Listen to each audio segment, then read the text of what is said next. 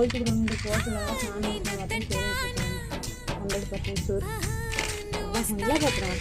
ఇదండి నిన్నైతే ఒక తల మాత్రం వండిన, ఈరోజైతే ముక్కలన్నీ.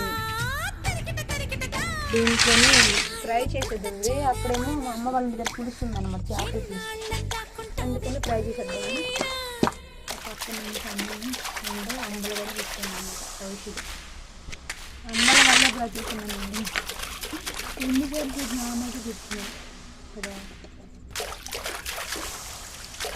ఇప్పుడు ఇప్పటికీ లేకుంటే నాకు ఇప్పుడు ఇక్కడ ఇచ్చింది నామైతే నిజానికి పడదు వాతలు ఉంటుంది.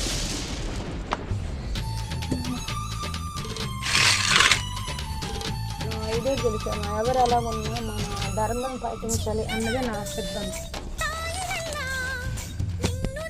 అందుకనే కాదు సాల్ట్ వేసుకున్నా అండ్ మసాలా పౌడర్